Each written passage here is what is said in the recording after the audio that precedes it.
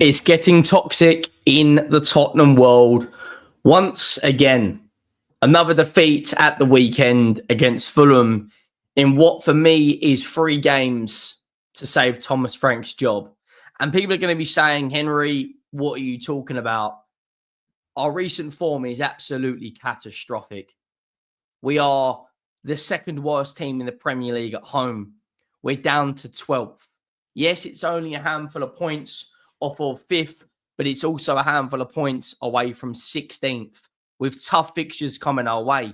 Nottingham Forest, Liverpool, Bournemouth, Brentford, Newcastle United away. Like, I'm not going to lie to you guys. I am stressed out. I am sitting here right now, stressed, thinking about this football club.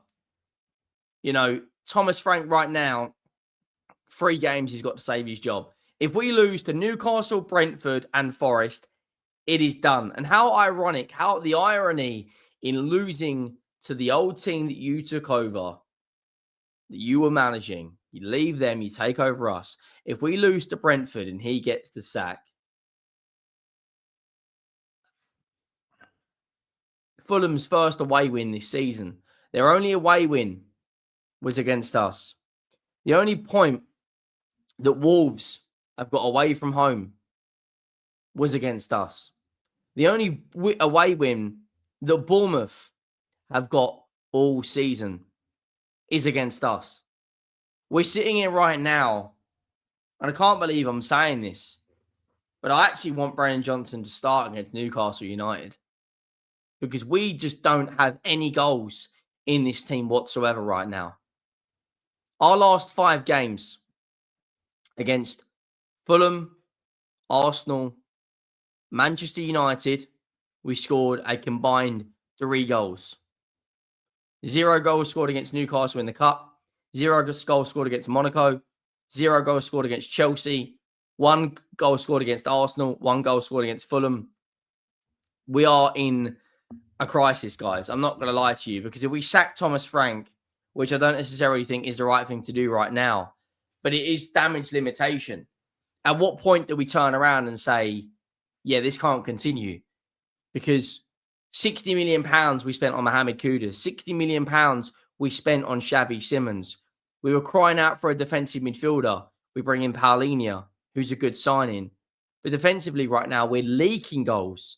2 against Fulham, 4 against Arsenal, that's 6, 5 against PSG, that's 11, 2 against Man United, that's 13. 13 goals scored against us in our last 4 fucking games. Make sure you go down and drop a like if you haven't already. Make sure you do hit that subscribe button. The road to 10,000 subscribers is well and truly on. So if you could like and subscribe, that'd be greatly appreciated. But I'm not going to lie to you guys. I think we are in a bit of a pickle. I think we really, really are. These fixtures we've got coming up, for me, they make or break us. Between now and the 1st of January, our run of games is difficult. Very, very, very difficult. And I'll be honest, I don't necessarily know if we see a lot of these fixtures out.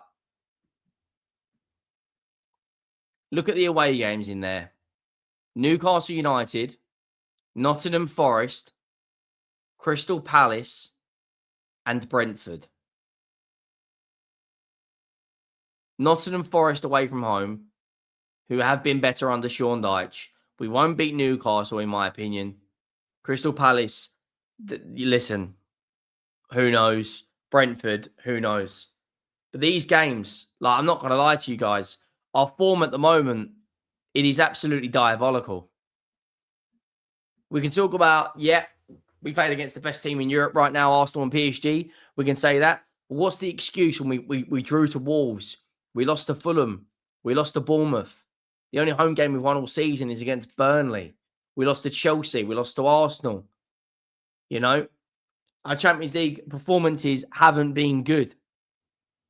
These three games here are the 3 games for me that either save Thomas Frank's job or he's sacked. And if he does get sacked, on that hypothetical scenario, who is the right manager to come in right now? Who is the right manager to come in, looking at the state we're in, and save us? Let's just call it for what it is. Does Oliver Glasner leave Crystal Palace for us? Potentially, but he's also a pragmatic manager. Iriola is a gamble. He never managed a club with this level of eyes on it. It's a huge step up, similar to what Thomas Frank had. He is more of an attacking manager, but would he turn out like Ange Postecoglou? I'm not so sure. The starting 11 against Fulham was nothing short of an absolute disgrace. Bergvall is not a left-sided midfielder. You're playing him out on the left. You're playing a 2 up front. A four at the back. No Romero because he's suspended. Your doggy Porro. Porro, in my opinion, needs to be dropped for Spence. Archie Graham Paulinia leaves Benson Core on the bench. Plays Bergvall left-sided midfield. When you've got Xavi Simons, Odebear, Tell, Sarr, and Rodrigo Bentancur on the bench. And funny enough, it's the same player who's battling us out. It's Mohamed Kudus. 2 goals and 4 assists in 12 games. He has been by far our best attacker this season. Let's just call it what it is. He has been our best attacker. But this weekend, I'm not going to lie, that was, and I've said this many, many times, that was one of the worst performances we've had all season. The lineup against Arsenal, he went with a 4-3-3. Against Spurs, he went with a 4-4-2. He went with a 5 at the back against Arsenal. Against PSG, he went with a different system. I understand he's got to change up the systems right now. Again, he started Bergvall left mid. He is not a left central midfielder. I get he can get back and help Jed Spence out, but he's not a left midfielder. That there, we played a diamond, like a 4-1-2-1-2 in the middle, and we still got overran. He's trying to change things, and I admire the courage to keep going and keep trying things. But I'm not going to lie. I think the end is coming up. I think the end is near. I said the other day he may not make Christmas. And I'm not going to lie, looking at those fixtures, he may not. I want Thomas Frank to succeed. I want him to stay at this football club. But let's call it for what it is. Are we going to beat Brentford in our next home game when they've got Thiago? Thiago at the moment is on absolute fire for Brentford. He really, really is. Like, he scored twice against Burnley at the weekend. He's got 12 goals this season for Brentford. Higher goal scorer than any of our players. 13 starts, 11 Premier League goals, and he got 1 in the cup. Are we going to go and beat Newcastle United away from home? Looking at Newcastle United's recent results. Beat City at home. Beat Everton away. Beat Forest at home. Beat Benfica, Fulham, and they've already beaten us at their ground. Beat Bilbao at home. The only home defeats they've had all season were against Liverpool when they were at the start of the season and against Arsenal. Like right now, I'm not going to lie, I don't see us going and beating Newcastle United. And if we don't get the right result there, which I don't think we will, I'm looking at the table around us. If Newcastle beat us, they'd overtake us. Right? Everton have got this weekend Bournemouth. If they get a point, they would overtake us. The lowest I think will be this weekend is about 14th because I don't think Fulham will beat Manchester City. But if Forest win, they're within 3 points of us. A team that have had 2 managers sacked already are going to be within 2 points of us. Now, yes, if we win a run of games and we start building momentum, we're towards the top of the top of like the group of the table where it's all grouped up and we may be battling out for Champions League. Like, I don't know, guys. I don't know what to think. I don't know how to feel right now. I'm just numb to it.